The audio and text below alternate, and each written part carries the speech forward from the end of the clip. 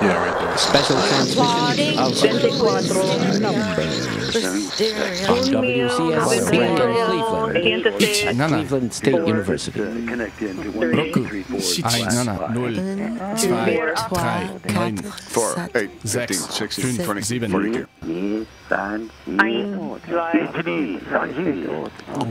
6 Semper Tyrannis.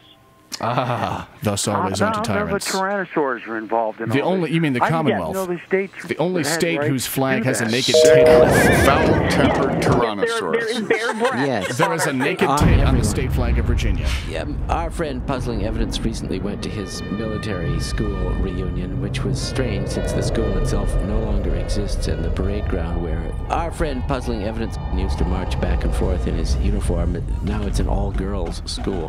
But there were still a few grizzled vets of that school, and he went there, yes, but he also went somewhere else that I clued him to. You see, I found out that there's this place nearby where this guy had a dinosaur park, and he is you know what I'm talking about? The guy... I know that guy. He became... is he a Tea Party character? Because he was very aggrieved that the evil industrialized North had won over the gentlemanly South, so he made it a Dinosaurs Attack the Union Army and Win the Civil War park.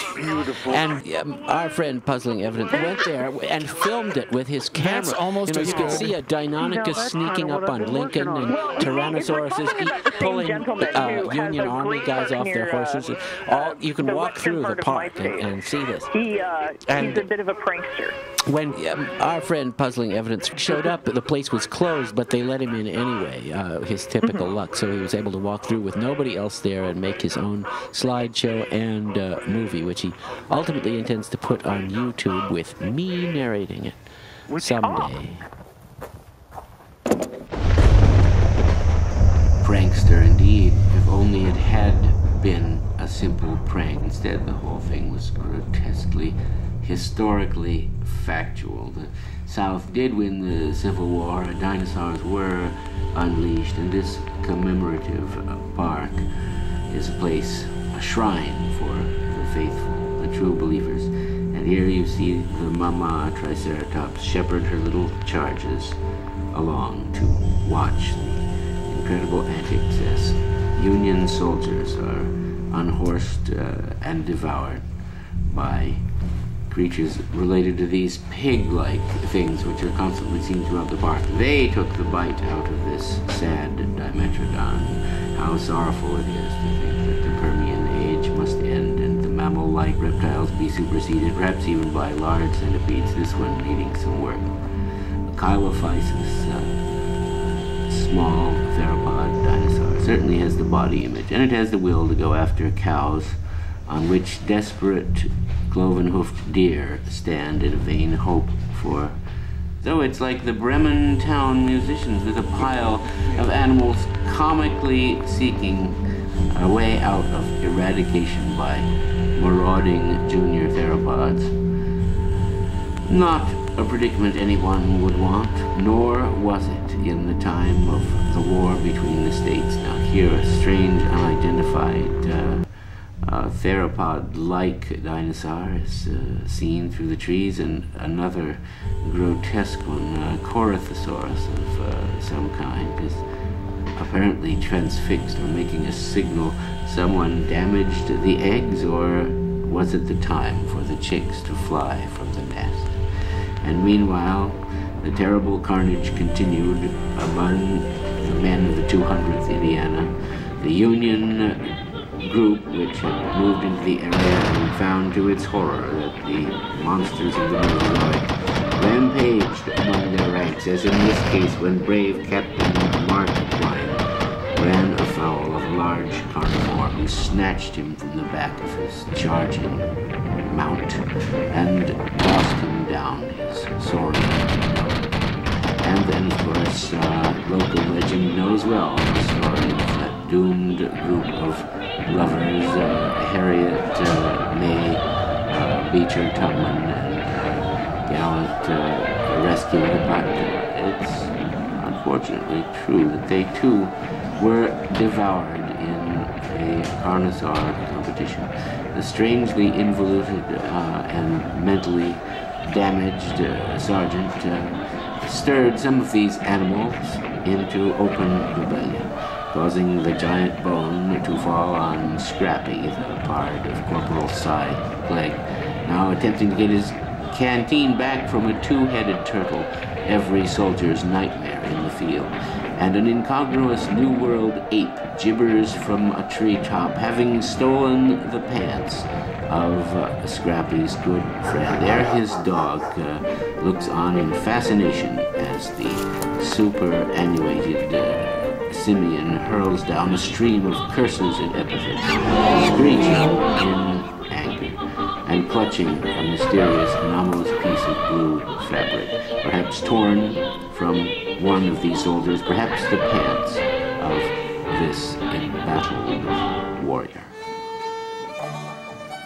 And through an arcade of giant bones of an unknown form, more of the battleground is shown, even the bivouac where the great emancipator himself, Abraham Lincoln, came and was met in the field by enraged Deinonychus or some related animal. It might have been a Deinonychus, although many today believe that a Deinonychus would be completely feathered and not smooth-skinned like the one that apparently attacked Abraham Lincoln, President of the United States. And so we've got an excellent 3D view of these dramatic scenes. How about when the enraged Styracosaurus knocked the freebooter down out of a tree who had been unwisely pilfering her eggs? Yes, you don't want to mess with the eggs of these creatures. And they know that if you touch them or move them, the offspring inside will die. And here is the giant jaws of Carcharodon megalodon and a lurking Stegosaurus. And here more of the hideous pig-like creatures torment a young ornithopod. Perhaps a stegosaur, a thyreophora. Yes, the two doomed lovers managed to hold on for quite some time before the snapping reptilian jaws added them to the rolls of the dead. Why does a triceratops cross the road? The better to see you with, or something like that. And there they are, now ready to be seen. From now on, these mute witnesses show a part of America completely excerpted, slashed from the history books. But the people of this vicinity remember and have commemorated it with these incredibly, stunningly lifelike displays of prehistoric monsters which erupted from the lost land of Turok, son of Stone, and Andar. And here, coming out from underneath a tent, is a large Deinonychid, I think, creeping up on Abe Lincoln, who may have, with his preternaturally keen senses, figured it out in time to grasp a bottle by the neck as a weapon. In a moment, the wiry Abe will spring around. And here's a strange, grotesque adjunct to the National Memorial, where the actual ghosts of the South are on display, rising up from the swamps, the horrendous spooks and spirits that shamble through the murk of the deep South are actually commemorated here also. Here, I believe we Franken Elvis, yes, still chained but lumbering, and giant ants to add a frisson to this scientific series of displays. Now that has to be a Chilophysis. It's got a very theropodal pelvic structure. And a Mesosaurus, perhaps? Could it be? And the flipper of a plesiosaur.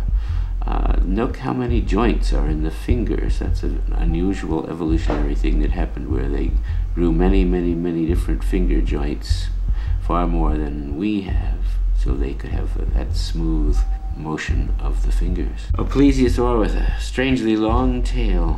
A giant spiked triple trilobite, too.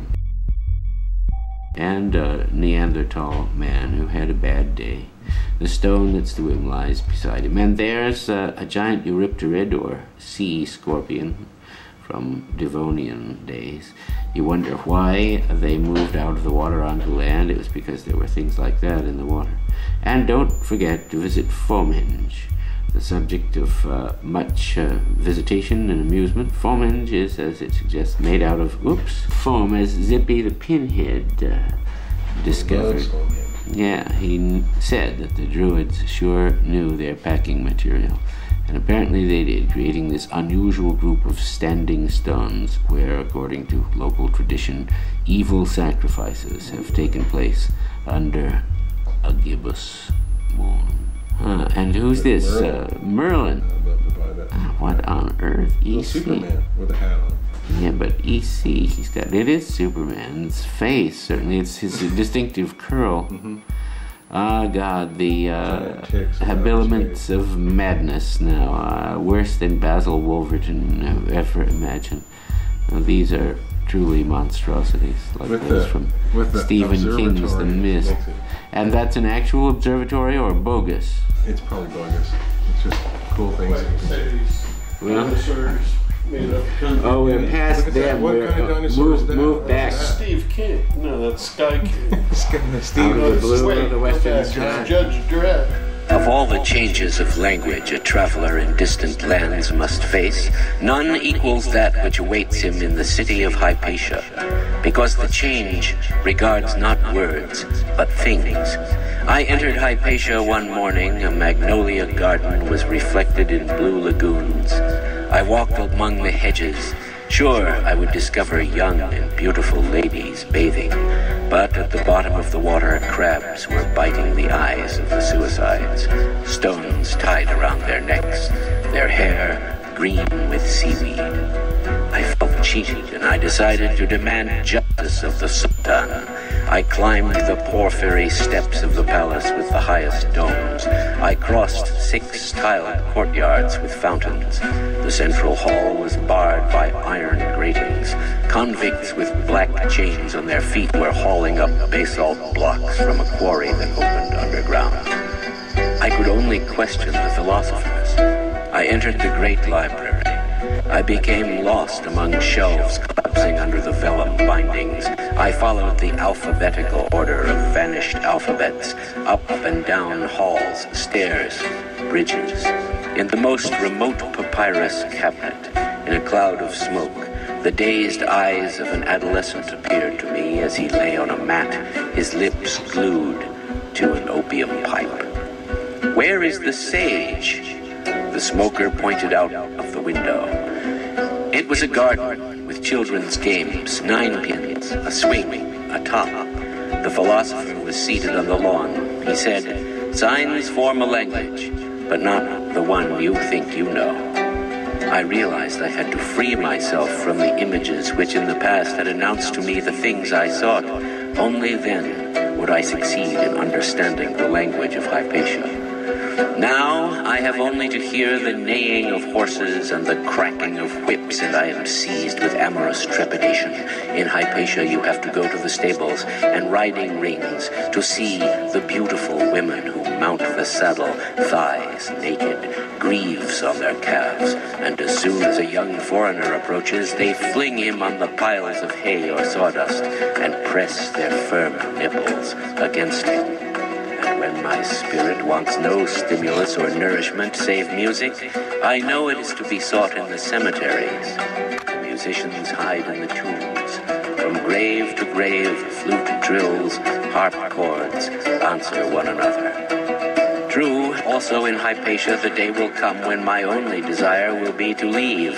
I know I must not go down to the harbor then, but climb the citadel's highest pinnacle and wait for a ship to go by up there. But will it ever go by? There is no language without deceit.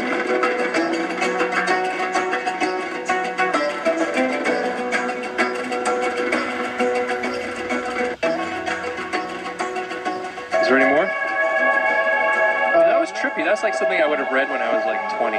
Yeah. And I would have been like, fuck, this is deep. I thought it was a little Anne Rhine-ish. I don't know. I've never read any. I've never read. I can tell you. What did you just say? All right. Well. So anyway, we have come to the end of the show, guys. Really? Is it short? I'm sad. Yeah. I have plenty more. You have a lot of. We're gonna have like hours of this Invisible shit by the time we're done. How much hours. did you pay Dr. House? One of your fans knew which book $200. you were reading from. Wow, you Or get Dr. Dr. House House. to sit in your house Wow. and read for $200 for a long ass time. Wow. Wow. Does this mean we get to phone it in? I don't have to show up, right? Can I just Can I have stay home? I would just use. Now, how is a professional, man? Great voice actor. Show's over. The show's over. We're done. We're done. We somehow made it to another whatever this is. Just rambling rant. But anyway, we made it. We're here. I'm the only guy here standing with a script. What's wrong with you? All right, you take us out. Take us out. Especially because that's why. I was late. You're just like late. Yeah, like look at this. Demerit and demerit and demerit. You're just the old punk. I know. But then Kate will come on the show. and He's a say, guy. "Well, He speaks clearly. He has a nice haircut. It's that easy. Yeah, that's what I did last time. You're in good company. All right, I hope you're ready. Okay, this is Nose Hair Linkland. This is Karen Carpenter. I'm here with Dr. Fiasco, Bob Mark, and Fucko.